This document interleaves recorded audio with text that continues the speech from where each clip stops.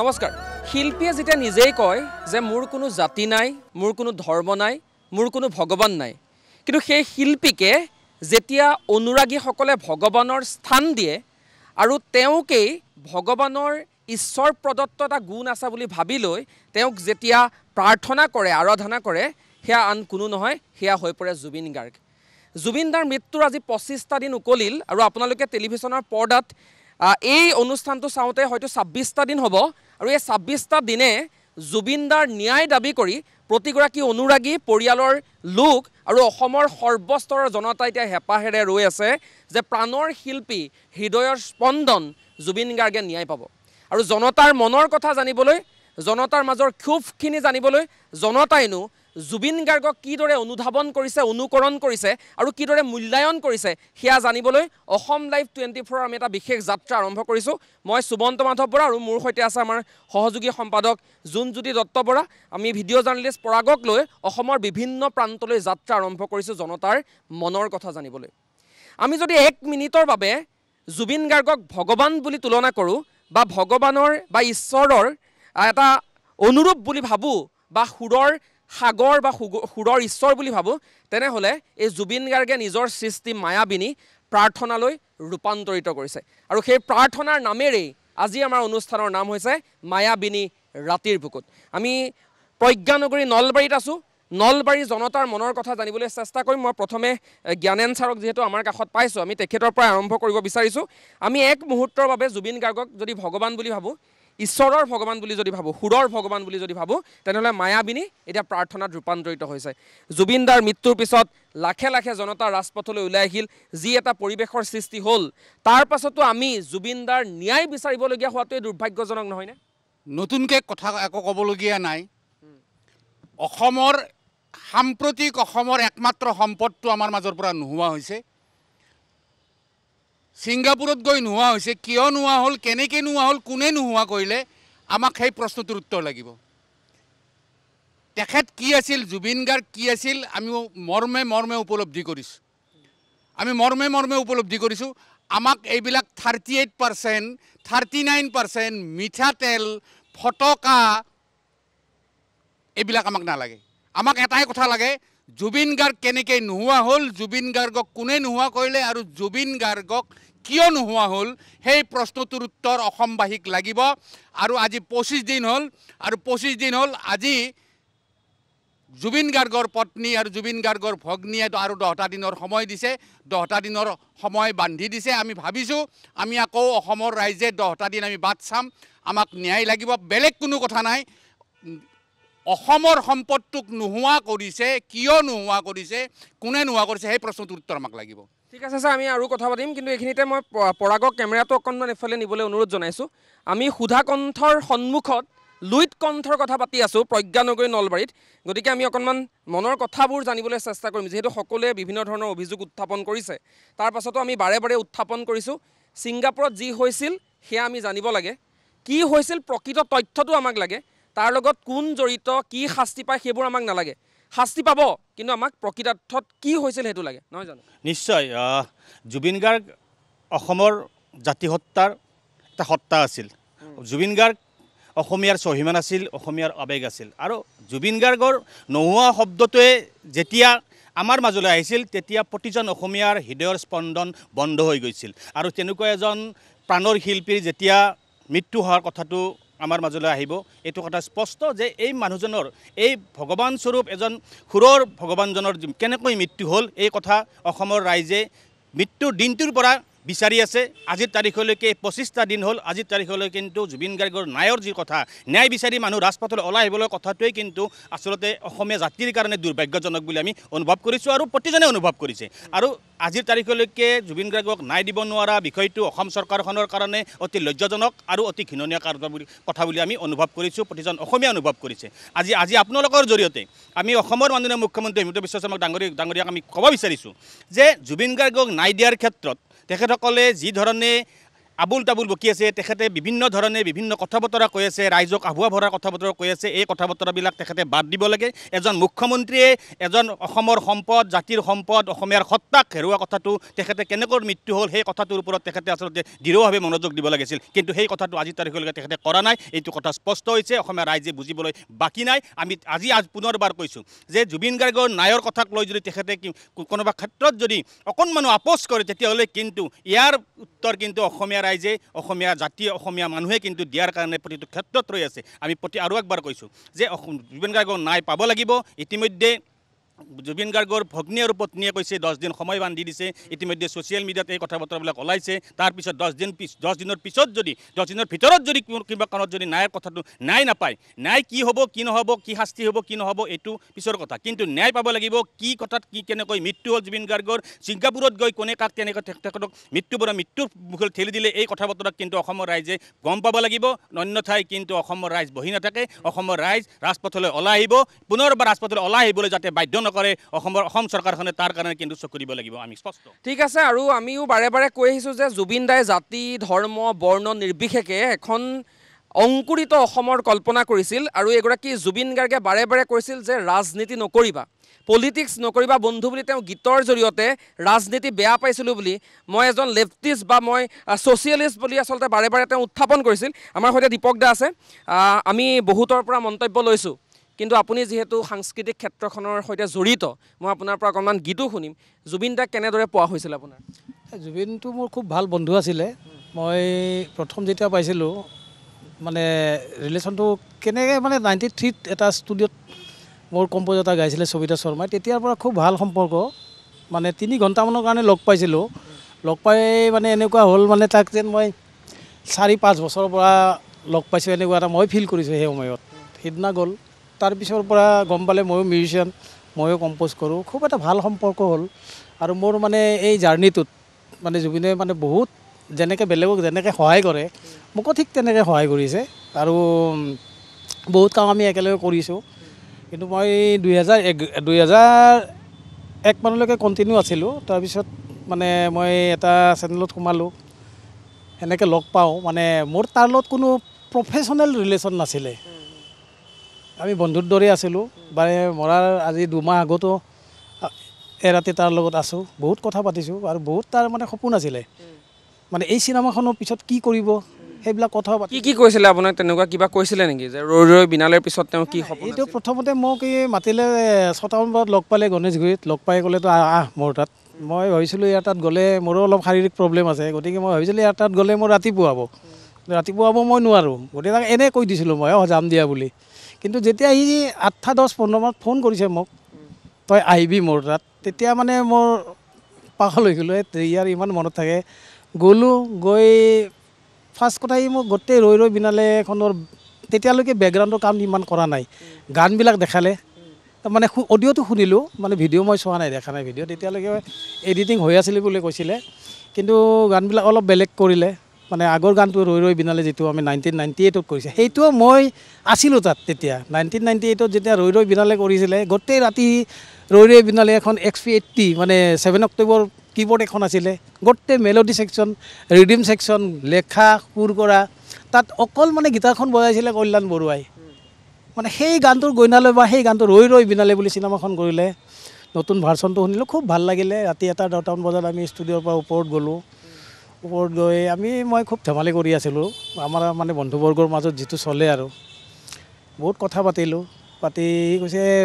এই চিনেমাখন মানে শেষ কৰি 2 মাহমান ৰেষ্ট ল'ম তাৰপিছত মানে বেলেগ কামত ধৰিব লাগিব আৰু দাদাক মই কৈছিলোঁ বোলে তুমি এদিন আহা নৱেম্বৰ মাহত নলবাৰী মাজতে আহি সোমাই গ'ল যোৱা বছৰ সেই লাষ্ট কথা আৰু তাৰপিছত আৰু লগ পোৱা ভাগ্য নহ'ল বা ফোনত এদিন কথা পাতিছোঁ সেয়াই আৰু এতিয়া কথাটো হ'ল কি বস্তুবিলাক বেলেগ ফালে ঢাল খাই আছে এতিয়া জুবিন গাৰ্গৰ কিমান কোনে প্ৰপাৰ্টি নিলে কিমান পইচা মাৰিলে সেইটো নালাগেতো আমাক জুবিন গাৰ্গ মৰিলে কেনেকৈ মাৰিলে কোনে সেইটোৱে লাগে সেইটো আজি 25 দিন হৈ গ'ল তাৰ শুদ্ধ উত্তৰটো এতিয়াও উলিব নোৱাৰাটো বহুত দুৰ্ভাগ্যজনক কথা আমি সেই উত্তৰ আচলতে বিচাৰিছোঁ আমি আকৌ আপোনাৰ কাষলৈ আহিম আমি কথা পাতিম বাইদেউ জুবিন দা আমাৰ মাজত নাই সেই কথাটোৱে মানি ল'ব নোৱাৰি তাৰ পাছতো আমি এইদৰে আচলতে আলোচনা কৰিবলগীয়া হোৱাটো দুৰ্ভাগ্যজনক কিন্তু আমি বিভিন্নজনৰ পৰা যিহেতু একেখিনি কথাই তেওঁলোকে ন্যায় বিচাৰিছে আমি অকণমান গান বা জুবিনদাৰ কিবা চৰ্চা কৰিব পাৰোঁ নেকি মুহূৰ্তত হয় প্ৰথমতেতো ক'ম এই মহান সত্তাগৰাকীৰ কায়িকভাৱে নোহোৱা হ'ল আমি নোহোৱা হ'লেও আমি আমাৰ মাজত সদায় জীয়াই ৰাখিম তেখেতক আৰু এটা যুগৰ অৱসান নহয় এটা যুগৰ আৰম্ভণি হ'ল আচলতে আমাৰ অসমীয়া জাতিৰ আমাৰ অসমীয়াৰ সম্পদ আমি আচলতে সংৰক্ষণ কৰাটো নহ'ল তাতকৈ গতিকে আছে মনত দুখ দৈনন্দিন জীৱন চলাব লাগে চলি আছোঁ কিন্তু দুখটো সদায় আছে ভালকৈ খাব পৰা নাই শুব পৰা নাই এনেকুৱা ধৰণৰ কথা হৈছে সকলোৰে অন্তৰত গতিকে তেখেতৰে যিটো গীত তেখেতে গাবলৈ কৈছিলে সেই গীতটোৱে অকণমান গুণগুণাই দিছোঁ মই মায়াবিনী ৰাতিৰ বুকুত দেখা পালোঁ তোমাৰ ছবি ধৰা দিলা গোপনে আহি হিয়াৰ কোণত তুমি যে মোৰ শুকান মনত নিয়ৰৰে চেঁচাটো পাল নামি অহা ৰ'দৰে নৈ মোৰ দেহত প্ৰতিপুৱা ধুমুহাৰ সতে মোৰ বহু যুগৰে নাচো এন্ধাৰো সঁচা মোৰ বহু দিনৰে আপোন নিজানৰ গান মোৰ হে হ'ব ভাবো তোমাৰ বুকুত ঠিক আছে ধন্যবাদ দিয়াৰ ধৃষ্টতা নাই এই মুহূৰ্তত আচলতে সুৰৰ ঈশ্বৰে সেইটোৱে কৈছিল আমাক যে মোৰ যিদিনা মৃত্যু হ'ব সেইদিনা সমগ্ৰ অসমতে মায়াবিনী বাজি থাকিব আৰু জুবিনদাৰ মৃত্যুৱে এই কথা প্ৰমাণ কৰি দিয়ে জুবিনদা হৈছে অসমৰ অমৃত সূৰ্য ধন্যবাদ সুমন্ত আমাৰ এটাই কথা অসম লাইভৰে এটাই কথা জুবিন গাৰ্গক ন্যায় লাগে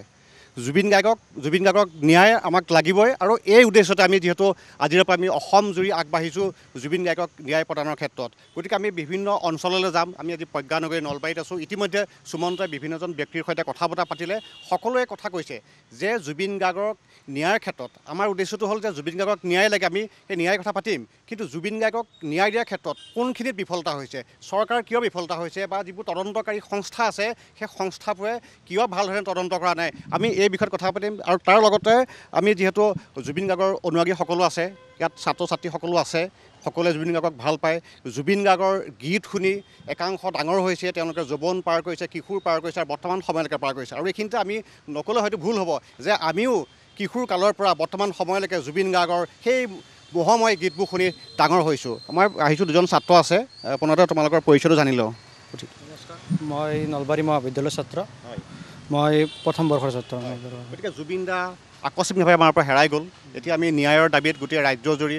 আমি আন্দোলন কৰিব লগা হৈছে যে জুবিন দাৰ মৃত্যুক আমাক ন্যায় লাগে ইয়াতকৈ কিবা গঢ়িত কাম আছে নেকি নাই জুবিন দা আমাৰ সম্পদ আছিল অসমৰ তো তাৰে মই অতিকৈ দুখিত তাৰ লগতে সকলো মোৰ আগত থকা সকলো ডাঙৰীয়া সকলে কৈছে ন্যায়ৰ বিষয়ে তো ময়ো ক'ব বিচাৰিছোঁ জয় জুবিন দা মোক ন্যায় লাগে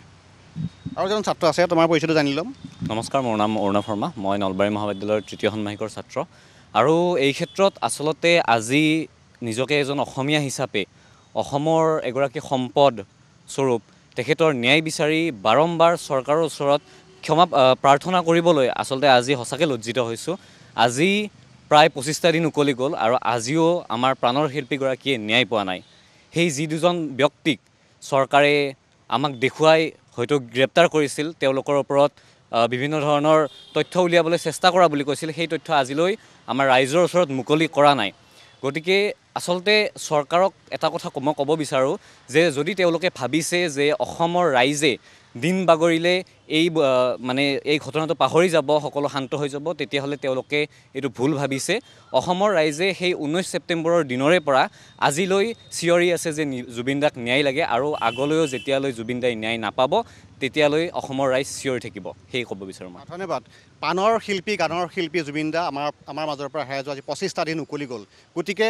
কনিষ্ঠৰ পৰা জ্যেষ্ঠলৈকে সকলোৱে তেখেতৰ ন্যায়ৰ বাবে দাবী কৰিব লগাত পৰিছে চৰকাৰৰ ওচৰত এজন জ্যেষ্ঠ ব্যক্তি আছে মই তেখেতৰ ওচৰলৈ আহিম পুনৰতে আপোনাৰ পৰিচয়টো জানি ল'ম মই বজৰংলাল আগৰৱালা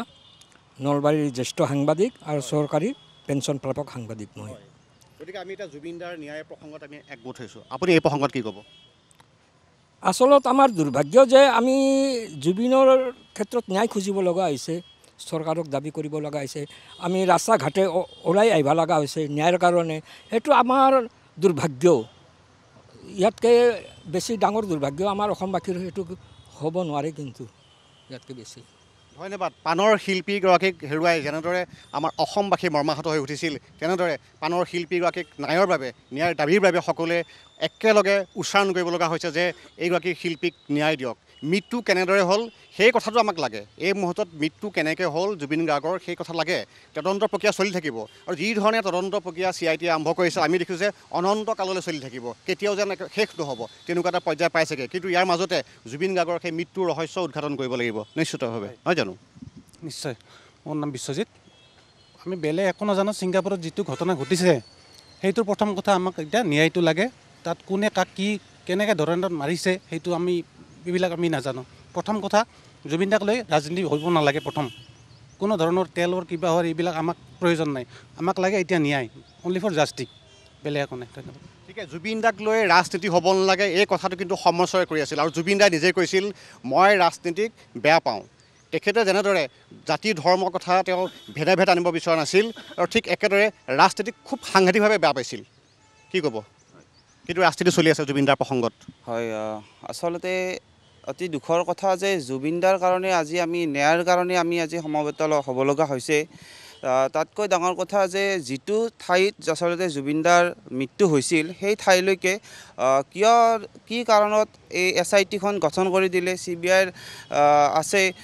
চব এই গোটেই তদন্তকাৰী সংস্থাবোৰ আছে, কিন্তু কিয় সেই ঠাইটুকুৰালৈ এবাৰো আমাৰ এই SIT গঠন কৰি দিয়া এই দলটি নগ'ল, এইটো আচলতে ৰহস্যৰ বিষয় হৈ পৰিল। আচলতে আমি সৰুৰ পৰা দেখিছোঁ যিটো ঠাইত এটা ক্ৰাইম হয় সেই ক্ৰাইমটো কিন্তু সেই অঞ্চলৰ পুলিচ বিষয়াসকলে সেই ঠাইটো পৰিভ্ৰমণ কৰে, কিন্তু আজিলৈকে সেই ছিংগাপুৰলৈ কিয় যাব দিয়া হোৱা নাই, বা ভাৰতৰ ভিতৰত নিজকে আটাইতকৈ ক্ষমতাশালী মুখ্যমন্ত্ৰী বুলি কোৱা সেই মুখ্যমন্ত্ৰীজনে কিয় অসমৰ SIT দলটি ছিংগাপুৰলৈ পঠাব পৰা নাই, সেই ক্ষেত্ৰত কিবা তেওঁৰে কিবা দুৰ্বলতা আছে নেকি, সেই লৈ আমাৰ মাজত প্ৰশ্ন উত্থাপন হৈছে। গতিকে আমি বিচাৰিছোঁ, গৰিমা বৌ আজি এটা পোষ্ট দিছে ফেচবুক যোগে 10 দিন, আমিও 10 দিন অপেক্ষা কৰিছোঁ। যদি এই 10 দিনৰ ভিতৰত জুবিন দাৰ ন্যায় কোনো ধৰণৰ ন্যায় নাপায়, তেতিয়াহ'লে কিন্তু আমিও অসম জাতীয়তাবাদী যুৱ ছাত্ৰ পৰিষদেও এই ক্ষেত্ৰত বিভিন্ন আন্দোলনৰ কাৰ্যসূচী হাতত ল'বলৈ বাধ্য হ'ম। নিশ্চিতভাৱে এনেদৰে সকলোৰে মনত এটা অলেখ প্ৰশ্ন, এই প্ৰশ্নৰ উত্তৰ কেতিয়া পাব তাৰ বাবে আমি অপেক্ষা কৰিব লাগিব। জুবিন গাৰ্গৰ পত্নী গৰিমা গাৰ্গে 10 দিন সময়সীমা বান্ধি দিছে, গতিকে সকলো ৰাইজ এতিয়া 10 দিনলৈ অপেক্ষা কৰিব। ইয়াৰ পাছত কি হ'ব সেয়া হয়তো সময়ত গম পাব। মই পুনৰ মাইক্ৰফোন সুমন্ত দত্তলৈ আগবঢ়াইছোঁ। চাওক, যোনজ্যোতি দত্তৰ পৰা আমি জুবিন গাৰ্গৰ ন্যায়ৰ প্ৰসংগ উত্থাপন কৰি প্ৰজ্ঞানগৰী নলবাৰীত আছোঁ। আমাৰ কথা বতৰা অব্যাহত থাকিব আৰু তাৰ মাজে মাজে আমি জুবিন দাক চৰ্চা কৰিম। কিন্তু প্ৰিয় দৰ্শক, এইখিনিতে মায়াবিনীৰ ৰাতিৰ বুকুত এটা চমু বিৰতি লৈছোঁ। বিৰতিৰ পাছত আমি পুনৰ উভতি আহিম। আপোনালোকে চাই আছে মায়াবিনীৰ ৰাতিৰ বুকুত প্ৰজ্ঞানগৰী নলবাৰীৰ পৰা। খন্তেক সময় বিৰতিৰ পাছত পুনৰবাৰ স্বাগতম। আপুনি চাই আছে মায়াবিনীৰ ৰাতিৰ বুকুত। মই সুমন্ত মাধৱ বৰা, আৰু আজি আছোঁ আমি প্ৰজ্ঞানগৰী নলবাৰীত জুবিন দাৰ ন্যায়ৰ প্ৰসংগ আৰু জুবিন দাক আমি আজিৰ দিনটোত মূল্যায়ন কৰিবলৈ চেষ্টা কৰিছোঁ। প্ৰিয় দৰ্শক, জুবিন দাৰ ন্যায় মানে এই শ্যামকানু মহন্ত, সিদ্ধাৰ্থ শৰ্মা নামৰ কেইটামান সাংগু পাংগু ধুৰন্ধৰ মানুহৰ শাস্তি নহয়।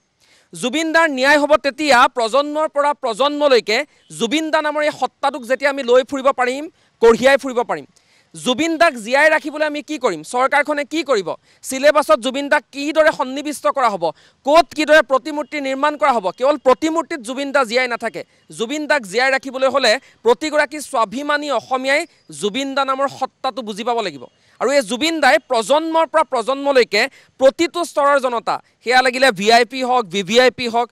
কলিতা হওক, ব্ৰাহ্মীণ হওক, কোচ হওক, কেওঁট হওক, পাহাৰত থকা লোক, ভৈয়ামত থকা লোক, সকলোকে একেলগে তুলি তালি যিটো সমাজৰ আচলতে সৃষ্টি কৰিছিল, সেই সমাজখনৰ বাবেহে জুবিন দাৰ মৃত্যুত 16 লাখ মানুহ ওলাই আহিছিল। আমি নতুন প্ৰজন্মৰ এগৰাকী ভণ্টি আছে, আমি তেওঁৰ কাষলৈ আহিব বিচাৰিছোঁ। জুবিন দাৰ সৃষ্টিৰ আজি তেওঁ অনুকৰণ কৰি আছে। মই অকণমান তোমাৰ কাষলৈ আহিছোঁ। জুবিন দাক আমি জীয়াই ৰাখিম জুবিন দাৰ সৃষ্টিৰ আজিৰ মাজেৰে। অকণমান যদি জুবিন দাৰ কিবা এটা গীতৰ কলি এই মুহূৰ্তত শুনিব পাৰোঁ। হয়, জুবিন দাৰ এটা খুব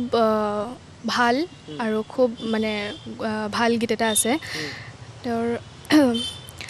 প্ৰতিদিনে তুমি দিয়া আহিয়ে পাহি ফুল আমি সকলোৱে যদি গাওঁ ও জীৱন তুমি ৰহনিয়াৰণৰে বোৰ প্ৰতিদিনে তুমি দিয়া আহিয়ে পাহি ফুল ও জীৱন তুমি ৰহনিয়াৰণৰে বোৰ এপাহি হাঁহি এপাহি ফুল তাৰে সজাও তোৰো মোক প্ৰতিদিনে তুমি দিয়া আহিয়ে পাহি ফুল ও জীৱন তুমি ৰহনিয়াৰণৰে বোৰ ও আকাশে গাতে ল'বৰে মন সাগৰ তলিত শুবৰে মন মনৰ চিলা উৰুৱাই জীৱনে ও আকাশে গাতে ল'বৰে মন সাগৰ তলিত শুবৰে মন মনৰ চিলা উৰুৱাই জীৱনে সোণালী হৈ থাকক হৈ যাব ধন্যবাদ জ্ঞাপন কৰিছোঁ আৰু প্ৰতিটো সৃষ্টিয়ে আচলতে জুবিনদাৰ এইদৰে সুন্দৰ আৰু মনোমোহা সেইবাবে সকলোৰে মুখত জুবিনদাৰ সৃষ্টিৰাজি থাকে মই অকণমান আপোনাৰ কাষলৈ আহিব বিচাৰিছোঁ জুবিনদাৰ মৃত্যুৰ দিনটোত আমি বিভিন্ন ধৰণৰ পৰিঘটনা দেখিলোঁ জুবিনদাৰ মৃত্যুত মানসিকভাৱে ভাৰসাম্য হেৰুৱা এজন লোকেও জুবিনদাৰ ফটোখনৰ সন্মুখত গৈ কান্দিছে আমি দেখিছোঁ হাতী ঘোঁৰাৰ পৰা আৰম্ভ কৰি পশু পক্ষী অৰ্থাৎ প্ৰকৃতিৰ লগত তেওঁ যিটো সংপৃক্ত জীৱন আছিল সেয়াও আমি দেখিলোঁ তাৰ মাজতে আমি দেখিলোঁ দৰিদ্ৰ নিচলাৰ পৰা আৰম্ভ কৰি সৰ্বস্তৰ কোনোবা VIP VVIP সেই জুবিনদাক চাবলৈ শেষ মুহূৰ্ততো এখন VIP VVIPৰ গেট কৰি দিয়া হৈছে তাৰেও মানুহ গৈছে মানে জুবিনদা সকলোৰে আছিল সকলোৰে হিয়াৰ আমঠু এই জুবিনদাক আমি এতিয়া হেৰুৱাবলগীয়া হ'ল তাৰ পাছৰ কি পৰিৱেশ পৰিস্থিতি হ'ল আপোনালোকে দেখিছেই কিন্তু জুবিনদাক জীয়াই ৰাখিবলৈ এতিয়া চৰকাৰখনৰ কৰণীয় চাওক যদি জুবিন গাৰ্গৰ মৃত্যুৰ আজি প্ৰায় 25 দিন হ'ল আৰু 25 দিন পিছতো আমি আচলতে এইদৰে ন্যায় বিচাৰিব লগা হোৱাটো এইটো মই ভাবোঁ এইটো আমাৰ কাৰণে চৰম দুৰ্ভাগ্যজনক প্ৰথম কথা হ'ল যে জুবিন গাৰ্গ ছিংগাপুৰত গৈছিল আমি যোৱাৰ সময়ত দেখিছোঁ তেখেতে ৰজাৰ দৰে গৈছে আৰু দুখৰ বিষয় অতি দুখ লগা যে তেখেত উলটি আহিছে এটা কফিনত গতিকে ইয়াৰ কাৰণে ইয়াৰ বাদে আমাৰ দুৰ্ভাগ্যৰ কথা একো থাকিব নোৱাৰে আৰু আমাৰ কথাটো হ'ল যে আমি সাধাৰণ মানুহ আমি ইমানবোৰ নাজানো যে তাত ছিংগাপুৰত যাব পাৰি নে নোৱাৰি তাত ছিংগাপুৰত যাবলৈ গ'লে তাত কি ফৰ্মেলিটিজ পালন কৰিব লাগিব সেইটো চৰকাৰৰ কথা সেইবিলাক আমাৰ জনাৰ কোনো দৰকাৰ নাই আমাৰ কথাটো হ'ল যে জুবিন গাৰ্গ কেনেকৈ মৃত্যু হ'ল এজন সুস্থ সবল মানুহ গুৱাহাটীৰ পৰা যেতিয়া গৈছে আমি সকলোৱে দেখিছোঁ আমি এয়াৰপৰ্টত দেখিছোঁ কি ধুনীয়াকৈ তেখেতে গৈছে ৰজাৰ নিচিনা গৈছে আৰু তেখেত উলটি আহিছে এটা মৃতদেহ হৈ পেলাই গতিকে আমি কোনো কাৰণ এই কথাটো আমি সহজভাৱে ল'ব নোৱাৰোঁ অসমীয়াই কোনো কাৰণত কেতিয়াও এই কথাটো মানি ল'ব নোৱাৰে গতিকে আমাৰ কথাটো হ'ল যে আমাক ন্যায় লাগিব জুবিন গাৰ্গৰ মৃত্যু কেনেকৈ হ'ল কিয় হ'ল অতি শীঘ্ৰে এই কথাটো আমাক চৰকাৰে যিহেতু গোটেই ন্যায় ব্যৱস্থাটোৰ লগত চৰকাৰ জড়িত হৈ আছে গতিকে চৰকাৰৰ মই ভাবোঁ এইটো প্ৰধান দায়িত্ব সাম্প্ৰতিক সময়ত যে গোটেই অসমীয়া মানুহখিনিক যিখিনি মানুহ মানে দহি একদম দগ্ধ হৈ আছে সেই মানুহখিনিক অন্তত এইটো জনাওক যে জুবিন গাৰ্গৰ মৃত্যু কেনেকৈ হ'ল বাকী শাস্তিৰ প্ৰক্ৰিয়া এইটো ন্যায়ালয়ে কৰিব এইটো কথাত আমি মাতিব নাযাওঁ কিন্তু আমাৰ কথাটো হ'ল যে জুবিন গাৰ্গ আমাৰ প্ৰাণৰ গতিকে জুবিন গাৰ্গৰ মৃত্যুৰ ৰহস্য আমি জানিবই লাগিব এইটো স্পষ্ট কথা ঠিক আছে ধন্যবাদ জ্ঞাপন কৰিছোঁ আৰু এই মুহূৰ্তত যিসকল সদাশয় দৰ্শকে অসম লাইভ 24 চাই আছে আমি তেওঁলোকক আহ্বান জনাব বিচাৰিছোঁ আপোনালোকেও আপোনালোকৰ সামাজিক মাধ্যমৰ যি প্লেটফৰ্ম আপোনালোকক যিয়েই নাথাকক কিয় ফেচবুক হওক ইনষ্টা হওক বা অন্যান্য মাধ্যমৰ জৰিয়তে #JusticeForJubin লিখিবলৈ নাপাহৰিব কিয়নো ইতিমধ্যেই জুবিন গাৰ্গৰ সহধৰ্মিনী যিগৰাকী মহিলাই এতিয়াও অশেষ সাহসেৰে অতি ধৈৰ্যৰে স্বামীৰ মৃত্যুৰ ৰহস্য জানিবলৈ এই মুহূৰ্তটো ৰৈ আছে যিগৰাকী মহিলাই নিজৰ স্বামীৰ মৃত্যুৰ পাছতো শিৰৰ সেন্দুৰখিনি লৈ আছে যাতে এই শিৰৰ সেন্দুৰত জুবিনদাৰ উপস্থিতি আমি অনুভৱ কৰিব পাৰোঁ গতিকে সেই মহিলাগৰাকীয়ে দাবী উত্থাপন কৰিছে #JusticeForJubin গাৰ্গ সকলোৱে লিখিব লাগে মই অকণমান আপোনাৰ কাষলৈ আহিব বিচাৰিছোঁ জুবিনদাই জাতি ধৰ্ম বৰ্ণ নিৰ্বিশেষে এখন অসমৰ কল্পনা কৰিছিল আৰু জুবিনদাৰ মৃত্যুৰ দিনটোৰ পৰাই সেই অসমখনৰ কল্পনা আৰম্ভ হৈছে মই অসম লাইভ 24ক ধন্যবাদ জনাইছোঁ মইনো কি ক'ম মোৰ ঘৰত ভাত নাই মোৰ মাইকীটো জুবিনকৈ মৰি আছে হাতা ভাৰি মই একজন শিক্ষক ৰিটায়াৰ শিক্ষক মাইকীটো ভাত বনাব গ'লেও জুবিন কৰি থাকে মই আৰু কি ক'ম নাই লাগে আমাক আৰু এয়া হৈছে আচলতে যিসকল অনুৰাগী তেখেতৰ বয়স যথেষ্ট হৈছে জুবিনদাৰ সকলো স্তৰৰে আছিল আমি সেইটো কথাই কৈছোঁ আৰু তেখেতৰ চকুত আজি চকুলো 25টা দিন উকলি গৈছে তেখেত এজন শিক্ষক তেওঁৰ পত্নীয়ে ঘৰত ভাত বনাব পৰা নাই জুবিন কৰি তেওঁ কান্দি থাকে বুলি উল্লেখ কৰিছে চকুত চকু পানী আৰু আমি পুনৰবাৰ কৈছোঁ যে জাতি ধৰ্ম বৰ্ণ নিৰ্বিশেষে এখন অসম তেওঁ কল্পনা কৰিছিল সেই অসমখন কিন্তু আমাক দি থৈ গ'ল আমি তেওঁৰ পৰা শিকিব লাগিব আমি তেওঁক কিন্তু আকৌ দিব পৰা নাই তেওঁ আমাক বহুত কিবা দি থৈ গ'ল তেওঁৰ এতিয়া নাই আমাক ন্যায়টো লাগে মোৰ এটা নাতি ল'ৰা আছে ফটোখন নহ'লেকি ভাত খোৱা নাছিল মই এই দোকানৰ পৰা এখন ফটো নিদিয়াৰ পাছত এই ভাত খাইছে এই কিমান মানে দুখ কষ্ট পাই আছোঁ তাৰ মানে আৰু ভাষাই দি ক'ব নোৱাৰোঁ আমাক ন্যায় লাগে যিকোনো কাৰণতে আমাক ন্যায় লাগে এইবিলাক আলবুল তাবুল কথা বকি পেলাই আমাক এইবিলাক ক'ব নালাগে আৰু আমি ন্যায় পোৱাটো বিচাৰোঁ আৰু জুবিনদাৰ এই সময়খিনি এনেকুৱা জুবিনদাৰ কিবা গীত এটা শুনিলে আমাৰ চকু পানী ওলাই আহে আমি একো শুনিব নোৱাৰোঁ ফটোখন চাব নোৱাৰোঁ হয় হয় ঠিক আছে ধন্যবাদ জ্ঞাপন কৰিছোঁ আমি সকলোৰে সৈতে কথা পাতিছোঁ আমি অকণমান আপোনাৰ পৰা জানিব বিচাৰিছোঁ জুবিনদাৰ মৃত্যুৰ আজি 25টা দিন উকলিল আৰু তাৰ পাছতো আমি ন্যায়ৰ প্ৰসংগ উত্থাপন কৰি অসমৰ অলিয়ে গলিয়ে ঘূৰি ফুৰিবলগীয়া হৈছে সৰ্বস্তৰৰ জনতাই জুবিনদাৰ ন্যায় বিচাৰি ফুৰিছে কিন্তু তাৰ পাছতো একাংশই দেখিবলৈ পোৱা গৈছে জুবিনদাক লৈ ৰাজনীতি কৰি আছে প্ৰতিটো স্তৰৰ জনতাই আচলতে ৰাজনীতি কৰিছে আমি সেয়া চৰকাৰী পক্ষ বুলি নকওঁ আমি বিৰোধী পক্ষ বুলি নকওঁ সকলোৱে কিবা এটা মুঠতে সুবিধা বিচাৰিছে জুবিনদাৰ নামটোক লৈ অকণমান লাইমলাইটত আহিবলৈ বিচাৰিছে তেনেকুৱা এটা অনুভৱ হোৱা নাইনে সঁচাকৈয়ে জুবিনদাৰ মৃত্যুৰ যিটো তদন্ত এই তদন্তটো এটা ঘন ৰহস্যৰ আৱৰ্তত সোমাই গৈছে এনেকুৱা এটা অনুভৱ হৈছে আজি 25 দিন হ'বলৈ গৈ আছে কিন্তু আজি পৰ্যন্ত ন্যায় যি প্ৰক্ৰিয়া তদন্ত যি প্ৰক্ৰিয়া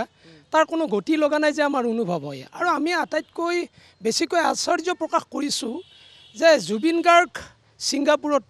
ঢুকাইছে আমাৰ প্ৰাণৰ শিল্পী আমি যাক ভগৱান বুলি অনুভৱ কৰোঁ আৰু ছিংগাপুৰত হোৱা এটা ঘটনা অসমৰ এছআইটিয়ে কেনেকৈ তদন্ত কৰিব আমাৰ সেইটো এটা প্ৰশ্ন কিয় চিবিআইক দিয়া নহ'ল জুবিন গাৰ্গৰ তদন্ত কৰাৰ কাৰণে আৰু জুবিন গাৰ্গ কেৱল মাত্ৰ অসমৰ সম্পদ নহয় সমগ্ৰ ভাৰতবৰ্ষ সমগ্ৰ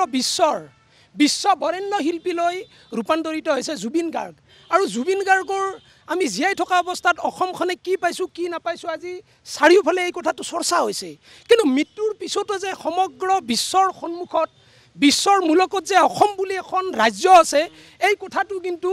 সমগ্ৰ বিশ্বৰ সন্মুখত অসমক মানে আকৌ মৃত্যুৰ পিছত জুবিন দাই চিনাকি কৰি দি থৈ গ'ল 114খন দেশে জুবিন দা কোন হয় জুবিন গাৰ্গ কোন হয় কি কৰিছিল এই কথাবিলাকক লৈ গৱেষণা চিন্তা আৰম্ভ কৰিছে গতিকে এই কথাবিলাকে আচলতে জুবিন গাৰ্গৰ যিটো ন্যায় প্ৰক্ৰিয়া এই ন্যায় প্ৰক্ৰিয়াটোক আচলতে যিটো হাৰত চৰকাৰখনে আগবঢ়াই নিব লাগিছিল তাত যেন কিবা এটা সদিচ্ছা আমি দেখিবলৈ পোৱা নাই গতিকে আমি এই কথাটোৱেই বিচাৰোঁ যে জুবিন গাৰ্গৰ ন্যায় লাগিব আৰু জুবিন গাৰ্গৰ ন্যায় অতি তীব্ৰতৰ হ'ব লাগিব ক্ষিপ্ৰ হ'ব লাগিব ইতিমধ্যে গৰিমা গাৰ্গ বৌয়ে 10 দিন সময় দিছে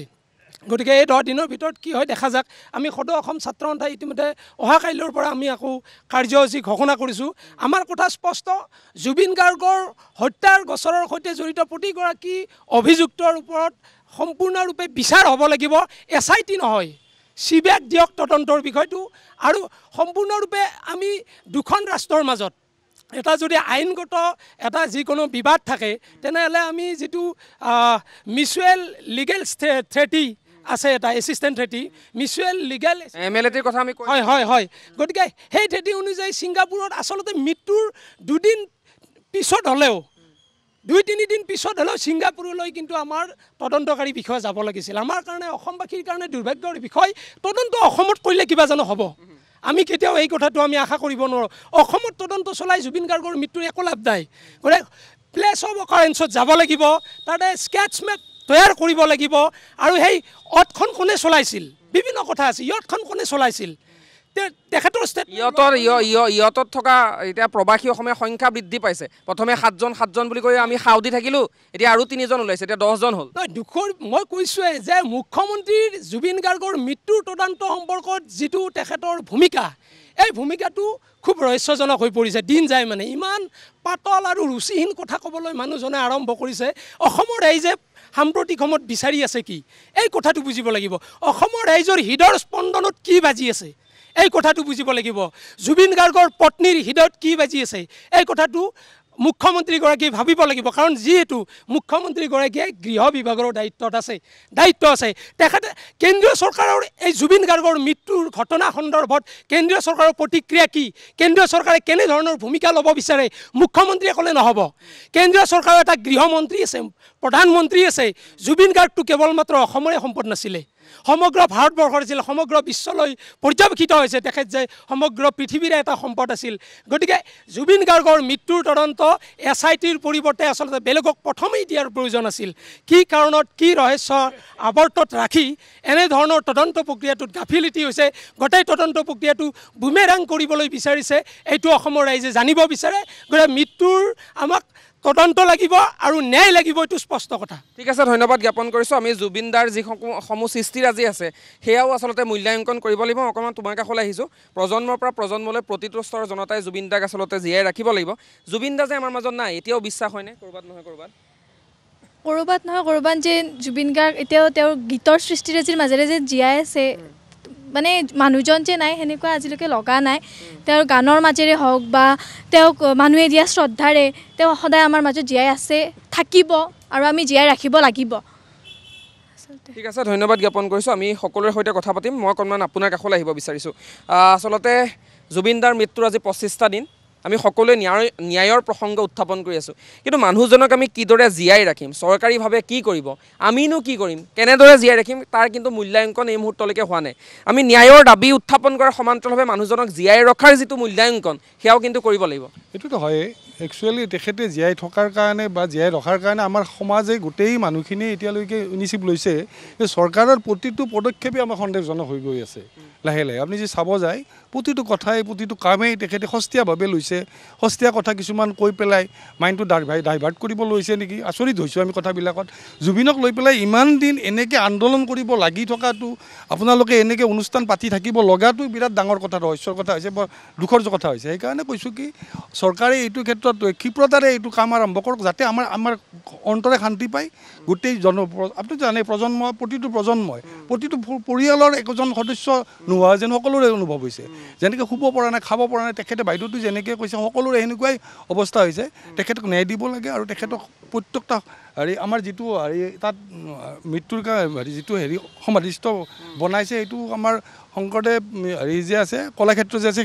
সেনেকৈ ৰূপান্তৰিত কৰিব লাগে সংৰক্ষণ কৰিব লাগে মিউজিয়াম কৰিব লাগে তেখেতৰ প্ৰতিটো অনুষ্ঠানে এটা জেগাত পোৱাকৈ এটা সংৰক্ষণ কৰিব পৰাকৈ এটা অনুষ্ঠান কৰিব লাগে তাত যাতে সকলোৱে তেখেতক চৰ্চা কৰিব পাৰে তেখেতক অধ্যয়ন কৰিব পাৰে তেখেতক আমি আচলতে কৰিব লগা হৈছে এতিয়াতো আমি ভাবিছোঁ তেখেত আচলতে কি আছিল এইটোৱেই ডাঙৰ কথা হৈ গৈছে আমাৰ কাৰণে ভগৱানৰ ৰূপান্তৰ আছিল নেকি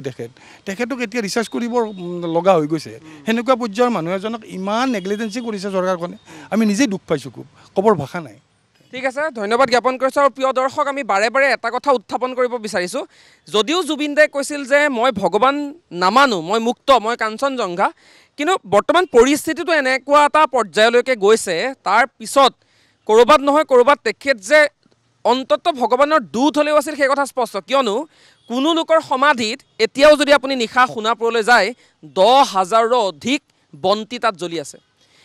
ইমান সংখ্যক জনতাই জুবিনদাক ভাল পায় হৃদয়ংগম কৰিছে বুজিবলৈ চেষ্টা কৰিছে তেওঁৰ যিখিনি সৃষ্টিৰাজি সেই সৃষ্টিৰাজিক জীয়াই ৰাখিবলৈ বিচাৰিছে কিন্তু তাৰ পাছতো জুবিনদাৰ মৃত্যুৰ 25টা দিন উকলি যোৱাৰ পাছত ন্যায় বিচাৰি অনুষ্ঠান কৰিবলগীয়া হৈছে আমি গৰিমা শইকীয়া গাৰ্গে আৰু তেওঁৰ ভগ্নী পামী বৰঠাকুৰ ডক্টৰ পামী বৰঠাকুৰে দৈনিক হেছটেগ ব্যৱহাৰ কৰি জাষ্টিছ ফৰ জুবিন গাৰ্গ লিখি থাকিবলগীয়া হৈছে ইয়াতকৈ চৰম দুৰ্ভাগ্যজনক অসমৰ বাবে অসহ্যকৰ একো দৃশ্য হ'ব নোৱাৰে আমি প্ৰজ্ঞানগৰী নলবাৰীৰ পৰা কথা বতৰা আগবঢ়াই থাকিম জুবিনদাৰ ন্যায়ৰ প্ৰসংগ উত্থাপন কৰিম জুবিনদাক হৃদয়ংগম কৰিম মূল্যাংকন কৰিম কিন্তু আৰু এটা বিৰতিৰ সময় হৈছে বিৰতিৰ পাছতে পুনৰবাৰ উভতি আহিম আপুনি চাই থাকক মায়াবিনী ৰাতিৰ বুকুত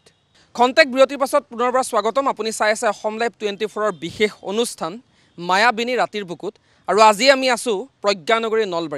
নলবাৰীৰ জনতাৰ মনৰ কথা জানিবলৈ চেষ্টা কৰিছোঁ নলবাৰীৰ জনতাই জুবিনদাৰ মৃত্যুৰ পিছত ন্যায় প্ৰসংগতনো কি অনুধাৱন কৰিছে সেয়া জানিবলৈ চেষ্টা কৰিছোঁ অকণমান আপোনাৰ কাষলৈ আহিব বিচাৰিছোঁ জুবিনদাৰ মৃত্যুৰ আজি 25টা দিন তাৰপিছতো আমি ন্যায় বিচাৰি হাবাথুৰি খাবলগীয়া হৈছে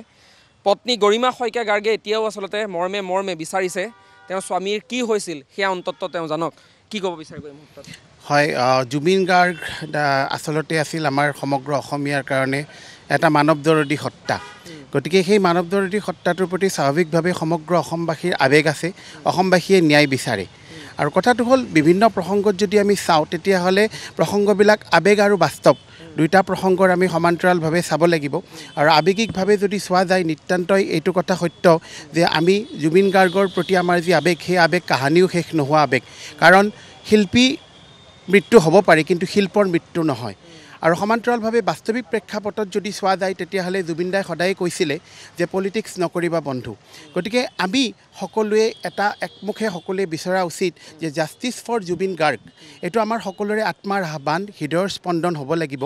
জাষ্টিছ ফৰ জুবিন গাৰ্গ ৰাজনৈতিক হাতিয়াৰ যাতে হৈ নপৰে। কাৰণ বৰ্তমান সময়ত যদি চোৱা যায় বিভিন্ন ধৰণে কথা বতৰাবোৰ এটা বৈপৰীত স্থিতিত গতি কৰা দেখা গৈছে। আৰু তেতিয়াহ'লে কিন্তু আমি প্ৰকৃত লক্ষ্যৰ পৰা আঁতৰি থাকিম। আৰু গৰিমা বৌৱেও এইটো কথা তেওঁৰ বক্তব্যত প্ৰকাশ কৰিছে। আৰু সেইকাৰণে আমি অন্তৰৰ প্ৰথম আমি স্থিতিটো আমি সকলোৰে অসমীয়া হিচাপে আমি জুবিনদাৰ যি বিশ্ববন্দিত সত্তা সেই সত্তাটোৰ প্ৰতি ন্যায় দিবৰ কাৰণে যিটো আমি আহ্বান জনাম সেই আহ্বান জনাতে আমি এটা বস্তু নিজে স্থিৰাং কৰি ল'ব লাগিব যে আচলতে আমি বিচাৰোঁ কি। আমি বিচাৰোঁ যে জুবিনদাই সামগ্ৰিকভাৱে জুবিনদাৰ ন্যায় প্ৰদানৰ বিষয়টো এটা আমাৰ সকলোৰে আহ্বান হওক। জাতি ধৰ্ম বৰ্ণৰ ঊৰ্ধত তেখেতে যিদৰে বিচাৰিছিল। আৰু তাৰ পৰৱৰ্তী সময়ত আৰু এটা কথা এই যে জুবিন গাৰ্গৰ তেখেতৰ ন্যায়ৰ প্ৰদানৰ ব্যৱস্থাটোৰ লগত আইনী বিষয়টোৰ লগত আৰু এটা থাকিব যে ভৱিষ্যতে জুবিন গাৰ্গক আমি কিদৰে ৰোপণ কৰি ৰাখিব পাৰিম আমাৰ হৃদয়ে হৃদয়ে। উত্তৰ প্ৰজন্মৰ কাৰণে জুবিন গাৰ্গৰ যি তেওঁৰ যি অৱদান সেই অৱদানসমূহ কি ধৰণে আমি আগবঢ়াই নিব পাৰিম, এই ক্ষেত্ৰত চৰকাৰ প্ৰশাসনে কেনেধৰণে ব্যৱস্থা ল'ব বা সামগ্ৰিকভাৱে ৰাইজে কেনেধৰণে জুবিন গাৰ্গৰ সৃষ্টিৰাজি জীয়াই ৰাখিব পাৰিব এইটো এটা প্ৰত্যাহ্বান থাকিব। আৰু এই আটাইখিনি সামগ্ৰিকভাৱে যদি আমি কৰিব পাৰোঁ তেতিয়াহে সেই মহান শিল্পীগৰাকীৰ প্ৰতি আমি প্ৰকৃততে ন্যায় প্ৰদান কৰিব পাৰিম। ঠিক আছে, ধন্যবাদ জ্ঞাপন কৰিছোঁ। আৰু প্ৰিয় দৰ্শক, আপুনি ক'ৰবাত নিজানত অকলে আছে, আপোনাৰ কেতিয়াবা হৃদয়খন ভাঙিছে, তেতিয়াও আমি জুবিন গাৰ্গৰ গান এটা লগাই লৈছোঁ। কেতিয়াবা খুব চিঞৰি হাঁহিবলৈ মন গৈছে, মনত অলপ ফূৰ্তি লাগিছে, সুখী অনুভৱ কৰিছে, তেতিয়াও আমি জুবিনদাৰ গান এটা শুনিছোঁ। কেতিয়াবা বিষাদে আৱৰি ধৰিছে, তেতিয়াও আমি জুবিনদাৰ গান এটা শুনিছোঁ। দুপৰ নিশালৈকে টোপনি অহা নাই, আমি জুবিনদাৰ গান এটা শুনিছোঁ। আৰু কেতিয়াবা হঠাৎ আমি ভাগি পৰিছোঁ, আমি আশ্বস্ত হৈছোঁ জুবিন গাৰ্গ আছে, মাত মাতিব। জাতিৰ যেতিয়াই বিপদ হৈছে তেতিয়াই কিন্তু জুবিনদা ওলাই আহিছিল। জাতিৰ বিপদত কেতিয়াও অকলশৰীয়া কৰি দিয়া নাছিল এগৰাকী জুবিন গাৰ্গে। নিজে শিল্পী, আন শিল্পীৰ সৈতে তেওঁ সুবিধাবাদী নাছিল। জনতাৰ বিপদৰ সময়ত ৰাজপথলৈ ওলাই আহিছিল। মই দীপক দা আপোনাৰ কাষলৈ আহিছোঁ। আমি এইখিনি কথা আলোচনা কৰিয়ে থাকিম, কিন্তু মই অকণমান গীতৰ এটা মূৰ্ছনা অন্তত্ব এই মুহূৰ্তত শুনিব বিচাৰিছোঁ। মৃত্যুৰ সিপাৰে আছা জানো তুমি, একেখন হৃদয় লৈ আছা জানো তুমি, ওঠত একেটি হাঁহি পামনে আকৌ বিচাৰি, এতিয়া নাই সময় দুহাতত ফুল লৈ আহিবা যাচিবলৈ শেষ মৰম, এতিয়া উশাৰে আছো মই দুখৰ প্ৰভাতৰ ক্ষণ গণি, ধুমুহাৰ নিশা জিও বাৰে বাৰে দিয়ে হিয়ামনি, তিৰলেখ সমাধি হৃদয়ৰ হাহাকাৰ, কিদৰে শুনাও মই এই পৃথিৱীক। ঠিক আছে, ধন্যবাদ জ্ঞাপন কৰিছোঁ। অসম আন্দোলনৰ পাছৰ যিখিনি সময়, সেই সময়খিনিত আচলতে অসম স্তব্ধ হৈ পৰিছিল। তেনে এটা সময়ত ভূপেন উত্তৰ যুগৰ উজ্জ্বল ভাস্কৰ্য বুলি যদি আমি ক'ব বিচাৰোঁ, সেয়া হৈছে জুবিন গাৰ্গ। পাশ্চাত্যৰ যি আচলতে লেপনৰ জৰিয়তে অসমীয়া সংগীতৰ যিটো সুৰীয়া যাত্ৰা, এই যাত্ৰাটোক যি দিশলৈ জুবিন গাৰ্গে লৈ গৈছিল, সেইবাবেই জুবিন গাৰ্গক আমি সুৰৰ ঈশ্বৰ বুলি কৈছোঁ। আৰু জুবিন গাৰ্গ যদি ভগৱান, তেনেহ'লে আমি হৈছোঁ ভক্ত আৰু মায়াবিনী এতিয়া প্ৰাৰ্থনা। মই অকণমান আপোনাৰ কাষলৈ আহিছোঁ, একেই অকণমান গীত শুনিব বিচাৰিছোঁ। হয়, আমি একেলগে গাওঁ। ঠিক আছে, অকণমান যদি উঠি দিয়া। তেখেতে ৰাজনীতি খুব বেয়া পাইছিলে, গতিকে তেখেতৰে এটি লিখা, পলিটিক্স নকৰিবা বন্ধু, পলিটিক্স নকৰিবা বন্ধু, দুবেলা দুসাঁজ ভাত খুটি খুটি খাওঁ পলিটিক্স নকৰিবা বন্ধু পলিটিক্স নকৰিবা বন্ধু জাতি মাটিৰ গান গুণগুণাওঁ পলিটিক্স নকৰিবা বন্ধু পলিটিক্স নকৰিবা বন্ধু মন্ত্ৰী MLA চব পাপৰহে মাত্ৰ দেখিবলৈ খাদ্য আচলতে শব্দ ক্ষমতাৰ জোৱাৰত আমি আছো মুগ্ধ জাগ্ৰত জনতা কৰি দিশ ভ্ৰষ্ট পলিটিক্স নকৰিবা বন্ধু পলিটিক্স নকৰিবা বন্ধু পলিটিক্স নকৰিবা বন্ধু ঠিক আছে ধন্যবাদ জ্ঞাপন কৰিছোঁ বাইদেউ অকণমান আপোনাৰ পৰা কথা পাতিব বিচাৰিছোঁ জুবিন দা নাই লাহে লাহে আমি প্ৰথম অৱস্থাত সেই দুটা দিন যেতিয়া ছিংগাপুৰত আছিল আমি কোনেও বিশ্বাসেই কৰা নাছিলোঁ যেনেকৈ আছিল তেনেকৈ আমি মনবোৰ অলপ মৰহি গৈছিল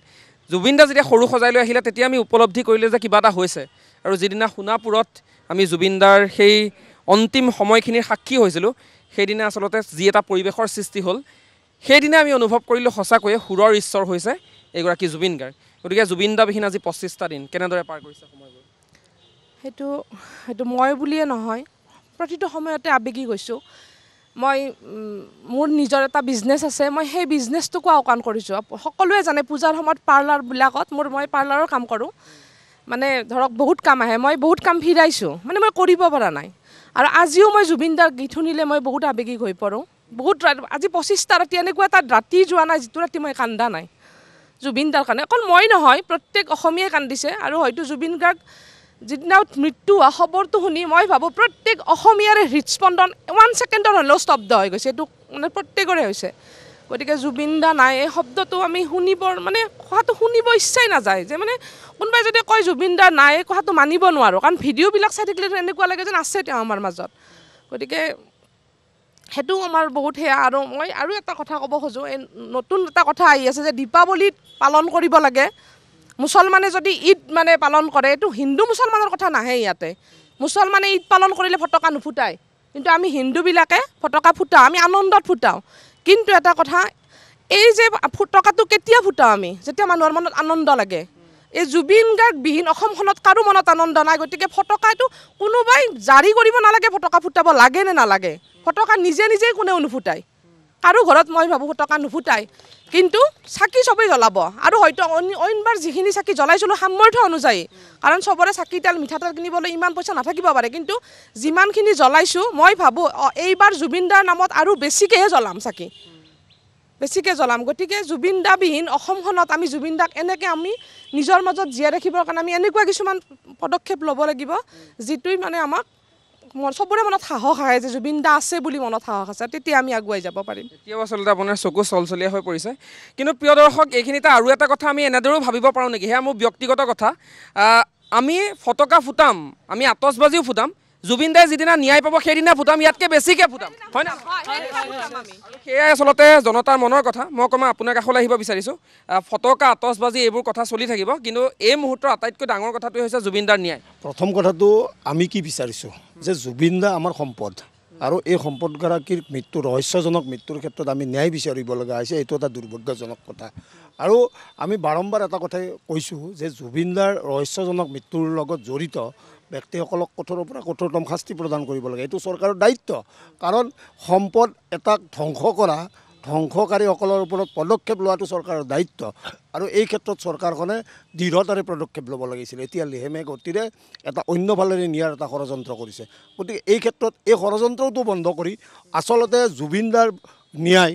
গৰিমাবুক ন্যায় আমাক ন্যায় অসমত বসবাস কৰা জাতি জনগোষ্ঠী ধৰ্মাৱলম্বী প্ৰতিটো ধৰ্মাৱলম্বীৰ লোকক আমাৰ জুবিন দা যে আমাৰ সম্পদ আছিল জুবিন দা যে আমাৰ হৃদয়ৰ এজন ব্যক্তি আৰু এই ব্যক্তিগৰাকীৰ ৰহস্যজনক মৃত্যুৰ ক্ষেত্ৰত যি ন্যায় এই ন্যায়ৰ বাবে ৰাজপথলৈ ওলাই আহিব লগাটো এটা দুৰ্ভাগ্যজনক কথা আৰু এই ক্ষেত্ৰত চৰকাৰে পদক্ষেপ গ্ৰহণ কৰিব লাগে আৰু ইয়াৰ লগত জড়িতসকলক কঠোৰৰ পৰা কঠোৰতম শাস্তি প্ৰদান কৰা কিন্তু চৰকাৰৰ দায়িত্ব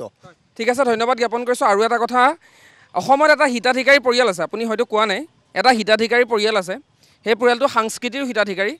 সেই পৰিয়ালটো শিক্ষাৰো হিতাধিকাৰী প্ৰতিটো ক্ষেত্ৰত তেওঁলোক হিতাধিকাৰী আৰু এতিয়া অভিযোগ উত্থাপন হৈছে এই শ্যামকানু মহন্ত নামৰ মানুহগৰাকীৰ বিৰুদ্ধেও এতিয়া অভিযোগ উত্থাপন হৈছে সিদ্ধাৰ্থ শৰ্মা নামৰ এজন মানুহৰ বিৰুদ্ধে অভিযোগ উত্থাপন হৈছে যি সময়ত আমাৰ ইয়াতে আগৰৱালা উপাধিৰ এজন লোক আছে তেখেতে ইমান সুন্দৰকৈ জুবিন দাক আচলতে অধ্যয়ন কৰিছে অনুধাৱন কৰিছে আমি সকলোৱে কানিছোঁ জাতি ধৰ্ম বৰ্ণ নিৰ্বিশেষে তেওঁ অসমীয়া হওক অনা অসমীয়া হওক কিন্তু সিদ্ধাৰ্থ শৰ্মাৰ বিৰুদ্ধে এতিয়া অভিযোগ উত্থাপন হৈছে গতিকে গোটেই প্ৰক্ৰিয়াটোক লৈ আপোনাৰ মনৰ অনুভৱ কেনেকুৱা হ'ব মোৰ মনৰ অনুভৱ এটাই যে যিদিনাখন এই ঘটনাটো শুনিবলৈ পাইছিলোঁ তেতিয়া মোৰ 10 বছৰীয়া যমজ শিশু দুইটাই আহি মোক সাবুটা মাৰি ধৰিছিল আৰু তেতিয়া কৈছিল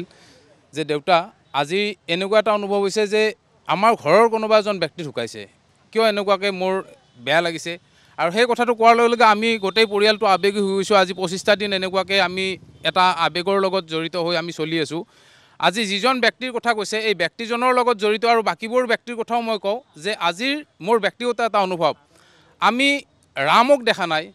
কিন্তু আজিৰ তাৰিখত ৰামৰ উৎসৱৰ লগে লগে আমি ৰাৱণক দাহন কৰা দেখিছোঁ আমি প্ৰত্যেকজন মানুহে আমি কিন্তু ৰামক কেতিয়াও দেখা নাই আমি এটা উদাহৰণ আমাৰ প্ৰজন্মৰ পৰা প্ৰজন্মলৈকে লৈ গৈছোঁ যে যেতিয়া এটা সত্যক লগত এটা অসত্যই যুঁজিবৰ আৰম্ভ কৰে তেতিয়া সেই অসত্যটোক আমি কেনেকুৱাকৈ শাস্তি দিওঁ বা তাক সমাজৰ পৰা আমি কেনেকৈ আঁতৰাবৰ কাৰণে চেষ্টা কৰোঁ আজি জুবিন দাক যিসকল ব্যক্তিয়ে ষড়যন্ত্ৰমূলকভাৱে হত্যা কৰিছে যিহেতুকে আমাক ইয়াতে আমাৰ মুখ্যমন্ত্ৰীগৰাকীয়ে ইয়াক হত্যা বুলি কৈছে আমি সেইকাৰণেই কৈছোঁ যিহেতুকে হত্যা হৈছে এই হত্যাৰ লগত জড়িত ব্যক্তিসকলকো এটা দৃষ্টান্তমূলক শাস্তি দিব লাগে আৰু এই শাস্তিটো এনেকুৱা হ'ব লাগে যে প্ৰজন্মৰ পৰা প্ৰজন্মলৈকে যে এজন জাতিৰ নায়কক হত্যা কৰাৰ পিছত সেই জাতিটোৱে সেই অন্যায়কাৰীসকলক সেই পিশাচসকলক কেনেকুৱা ধৰণৰ দৃষ্টান্তমূলক শাস্তি দিয়ে য'ত জুবিনদাৰ আজি ক্ষেত্ৰ আছে য'ত জুবিনদাৰ সমাধি ক্ষেত্ৰ আছে এই সমাধি ক্ষেত্ৰত সেইসকল ব্যক্তিৰো প্ৰতিমূৰ্তি বনাব লাগে আৰু সেই প্ৰতিমূৰ্তিত প্ৰতিটো অনুষ্ঠানত জুবিনদাৰ লগত জড়িত প্ৰতিটো অনুষ্ঠানত তেওঁলোকক তাত গৈ কিনে আমি দৃষ্টান্তমূলক শাস্তি দিব লাগে যেনেকৈ আমি আজি ৰাৱণক জ্বলাইছোঁ ঠিক সেনেকুৱাকৈ প্ৰতিটো বছৰে সেই ব্যক্তিসকলক আমি জ্বলাব লাগে চীনত এটা খুব ধুনীয়া পৰম্পৰা আছে আপুনি সামাজিক মাধ্যমত পাইছে চাগে তাত দুজন মানে দেশদ্ৰোহীৰ দুটা প্ৰতিমূৰ্তি তাত বনাই থৈ দিয়া আছে ইচ্ছা কৰিলে কোনোবাই তাত গুৰ মাৰিব পাৰে লঠিয়াব পাৰে গোবৰ সানিব পাৰে ক'লা প্ৰলেপ সানিব পাৰে তেনেকুৱা এটা বিষয় কিন্তু এই মুহূৰ্তত উত্থাপন হৈ আছে হয় একজেক্টলি মই সেইটো কথাই কৈছোঁ যে তেওঁ সেই অন্যায়কাৰীসকলক সেই পিশাচসকলক আমাৰ তাত জুবিন ক্ষেত্ৰত একেলগে তেওঁলোকৰ মূৰ্তি বনাব লাগে ছাইডত যাতে আমি তাত জুবিন দাক সেৱা কৰি আমি সিহঁতৰ তাত আমি যাতে জোতা চেণ্ডেল দলিয়াব পাৰোঁ আৰু প্ৰতি প্ৰজন্মৰ পৰা প্ৰজন্মই তেওঁলোকক দেখিব যে জাতিৰ নায়কক এনেকুৱাকৈ হত্যা কৰা এই ব্যক্তিসকলক এই পৰিয়ালবিলাকক এনেকুৱাকৈ শাস্তি দিয়া হয় আৰু অসমৰ এইটো এটা স্বাভিমান যে জুবিন গাৰ্গক যদি কোনোবাই অন্যায় কৰিছে জুবিন গাৰ্গৰ ক্ষেত্ৰত যদি কোনোবাই সেনেকুৱা হত্যালীলা ৰচনা কৰিছিল আমি তেওঁলোকক অসমীয়াৰ প্ৰতিজন ব্যক্তিয়ে সেনেকুৱা ধৰণৰ শাস্তি দিয়াটো বিচাৰোঁ কাৰণ এজন ব্যক্তিক আমি যদি আজি ফাঁচি দিওঁ তেতিয়াহ'লে ফাঁচিকাটত উঠি তেওঁ মৰি যাব আমি সেই শাস্তিটো আমি নিবিচাৰোঁ সেইবিলাক শাস্তিৰ লগত আমি প্ৰতিটো প্ৰজন্মই দেখিব লগা আমি এটা সেনেকুৱা দৃষ্টান্তমূলক শাস্তি বিচাৰোঁ মই এইখিনি আজিৰ তাৰিখত জুবিন দাক লৈ ক'ব বিচাৰিছোঁ ঠিক আছে ধন্যবাদ জ্ঞাপন কৰিছোঁ মই অকণমান আপোনাৰ কাষলৈ আহিব বিচাৰিছোঁ জুবিন দাৰ গীতৰ চৰ্চা আমি কৰি থাকিম অনুবাদ কৰিব লাগিব জুবিন দাৰ গীত বিভিন্ন ভাষালৈ লৈ যাব লাগিব 40টা ভাষাত 40,000 মান গীত গাই থৈ গৈছিল জুবিন দাই হয় আজি প্ৰায় 1.5 মাহমান আগৰ পৰা মোৰ মনত এটা নিজক নিজে এটা ভাৱ হ'ল মই এনে আজি 2-3 বছৰৰ পৰা মোৰ মানে মনে চুই যোৱা অসমীয়া গান মই হিন্দী অনুবাদ কৰি আছোঁ আৰু কেইটামান কৰিছোঁ আৰু ঠিক আছে আমাৰ একদম সময় কম আপুনি গীতটো গাওক মই জুবিনৰ মায়াবিনী গানটো হিন্দী অনুবাদ কৰিছোঁ আৰু খুব বেছি আগবাঢ়িব নোৱাৰিলেও মই 3 লাইনমান সেইখিনি কৰিছোঁ মই मायाबिनी अंधेरी रात में देखा मैंने तुम्हें तारों की छाँव में चुपके से आकर दिल में समा गई এইখিনিয়ে কৰিছোঁ মই খুব ধুনীয়া আচলতে তেখেতৰ বাবে এটা হাত চাপৰি আমি বিচাৰিছোঁ মই অকণমান আপোনাৰ কাষলৈ আহিব বিচাৰিছোঁ তেখেতে কৈছে যে কলাক্ষেত্ৰৰ নিচিনা হ'ব লাগিব আটক ধুনীয়া আচলতে জুবিন গাৰ্গৰ সমাধি হ'ব লাগিব নিশ্চয়কৈ কিয়নো আমি অসমীয়া জাতিয়ে কি হেৰুৱালোঁ সেই কথা এটা প্ৰতিগৰাকী অসমীয়া মৰ্মে উপলব্ধি কৰিছোঁ আমাৰ জাতিৰ যিটো সম্পদ আছিল এই সম্পদটো কেনেকৈ কি হ'ল কি নোহোৱা হ'ল সেই কথাৰ আচলতে বিচাৰ আমাকো লাগিব আমিও সেই কথা জানিবৰ বাবে ৰৈ আছোঁ আৰু জুবিন দাৰ সমাধি ক্ষেত্ৰ সঁচাকৈ নিশ্চয়কৈ অতিকৈ আটক ধুনীয়া হ'ব লাগিব ঠিক আছে একদম সময় কম দাদা বেয়া নাপাব মই অকণমান আপোনাৰ কাষলৈ আহিব বিচাৰিছোঁ জুবিন দাক জীয়াই ৰাখিবলৈ এতিয়া আপোনাৰ পৰামৰ্শ কেনেকুৱা হ'ব চৰকাৰ বা আমালেও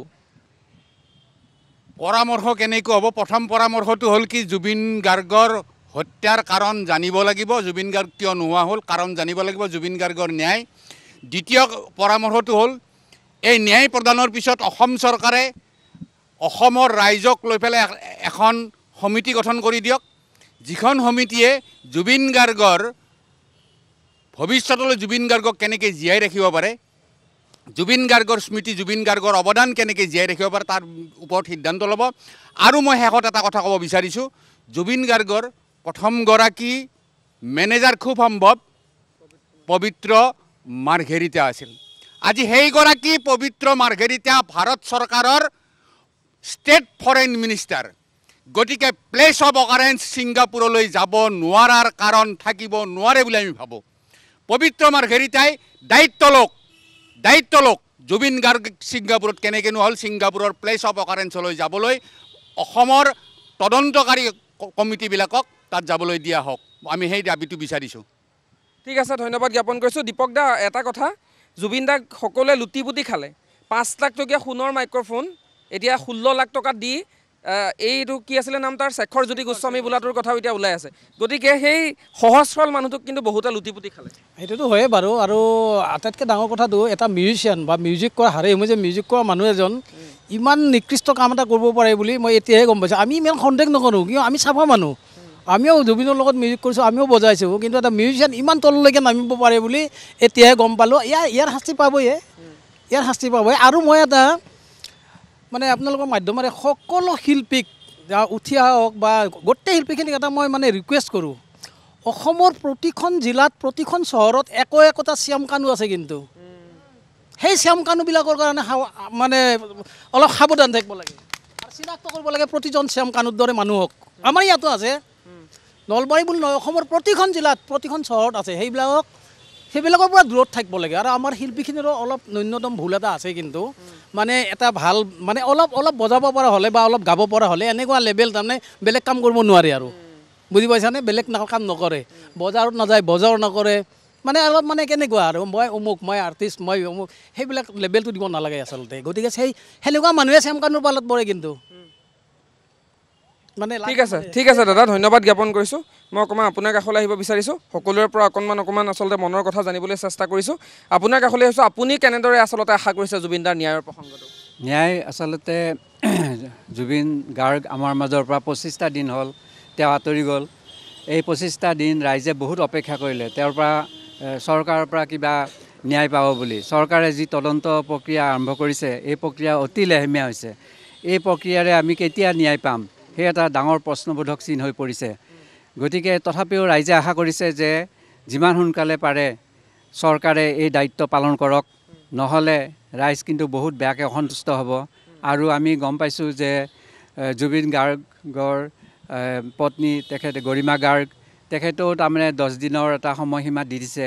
গতিকে চৰকাৰে এই 10 দিনৰ ভিতৰত যিমান পাৰে তাৰমানে ক্ষিপ্ৰতাৰে দোষীৰ শাস্তিখিনি আনক। শাস্তি অনাৰ আগতে যিখিনি তদন্ত, তেওঁৰ কি ধৰণে মৃত্যু হ'ল, সেই মৃত্যুৰ প্ৰক্ৰিয়াটো মানে ৰাইজে জানিব লাগিব। সেইটোৱে ৰাইজে এতিয়া বিচাৰি আছে যে তেওঁ কি ধৰণে মৃত্যু হ'ল, সেই মৃত্যুখিনি এতিয়া ৰাইজে জানিব লাগে। ঠিক আছে, ধন্যবাদ জ্ঞাপন কৰিছোঁ। আমি অনুষ্ঠান সামৰিম, আমাৰ সময় একদম কম। মই অকণমান আপোনাৰ কাষলৈ আহিছোঁ। আপুনি জুবিন দাৰ মৃত্যুৰ পিছত আচলতে অকণমান কবিতা এটা আওৰাম বুলি কৈছিলে। জুবিন দাই কৈ যোৱা কথাৰে কৈছোঁ। আৰু জুবিন দাই লিখি গৈছিলে, মোৰ উদাং পথাৰত তোৰ বৰ উৎপাত, মই গছৰ সন্তান, মই পাহাৰৰ সন্তান, মোক চুই দিলেই জ্বলি যায় এই বুকু বহ্নিমান, মই তোৰ নহয়, মই প্ৰকৃতিৰ সন্তান, মাহ এন্ধাৰখিনি কেতিয়া শেষ হ'ব। জুবিন দাৰ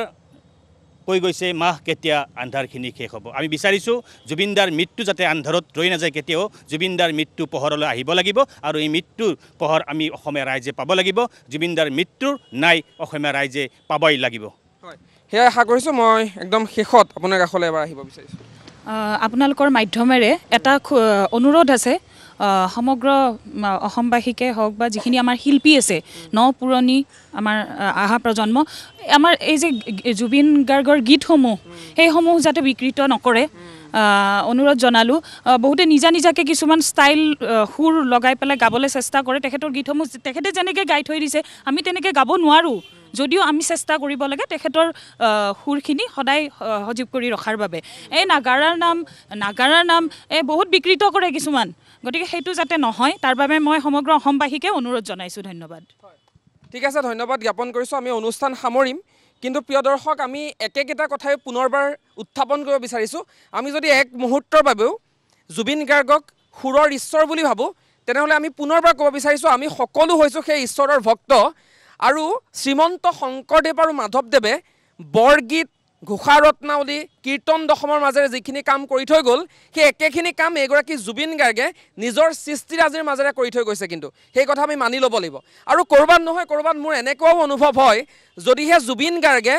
এই সৃষ্টিৰাজিৰখিনিৰ সমান্তৰালভাৱে কোনোবা এটা বিশেষ ধৰ্মক লৈ ধৰ্ম প্ৰচাৰ কৰিলেহেঁতেন বা কিবা বাণী তেওঁ দি থৈ গ'লহেঁতেন বিশেষ এটা ধৰ্মৰ বাবে, তেনেহ'লে এতিয়ালৈকে অসংখ্য মঠ, মন্দিৰ, সত্ৰ, নামঘৰ এগৰাকী জুবিন গাৰ্গৰ নামতো কিন্তু প্ৰতিষ্ঠা হ'লহেঁতেন। সেই কথা এইখিনিত আমি মানি ল'ব লাগিব। জোনজ্যোতি দত্ত বৰা আৰু মই অনুষ্ঠানৰ পৰা বিদায় ল'ব বিচাৰিছোঁ। কিন্তু প্ৰিয় দৰ্শক, আমাৰ যিহেতু অনুষ্ঠানৰ নাম আমি ৰাখিছোঁ মায়াবিনী ৰাতিৰ বুকুত, সেই একেটাই কথা, মায়াবিনী ৰাতিৰ বুকুত এতিয়া আৰু গীত হৈ থকা নাই জোনজ্যোতি, এতিয়া প্ৰাৰ্থনাত ৰূপান্তৰিত হৈছে। মায়াবিনী ৰাতিৰ বুকুত আমি প্ৰজ্ঞানগৰী নলবাৰী সকলোৱে একেলগে সমস্বৰে গাম। আৰু আজিৰ অনুষ্ঠানৰ পৰা মই সুমন্ত মাধৱ বৰা আৰু মোৰ সতীৰ্থ জোনজ্যোতি দত্ত বৰাই বিদায় মাগিছোঁ। ধন্যবাদ। মায়াবিনী ৰাতিৰ বুকুত দেখা পালো তোমাৰ ছবি, ধৰা দিলা গোপনে আহি হিয়াৰ কোণত। তুমি যে মোৰ শুকান মনত নিয়ৰৰে চেঁচা টোপাল নামি অহা ৰ'দৰে নৈ মোৰ দেহত প্ৰতিপুৱা ধুমুহাৰ সতে মোৰ বহু যুগৰে আচোন এন্ধাৰো সঁচা মোৰ বহু দিনৰে আপোন নিজানৰ গান মোৰ শেষ ভাবো তোমাৰ বুকু। জুবিন গাৰ্গ অমৰ হোক, অমৰ হোক, অমৰ হোক। জুবিন গাৰ্গ অমৰ হোক, অমৰ হোক, অমৰ হোক। জুবিন গাৰ্গ অমৰ হোক, অমৰ হোক, অমৰ হোক। জয় জুবিন দা, জয় জুবিন দা, জয় জুবিন দা, জয় জুবিন দা, জয় জুবিন দা, জয় জুবিন দা।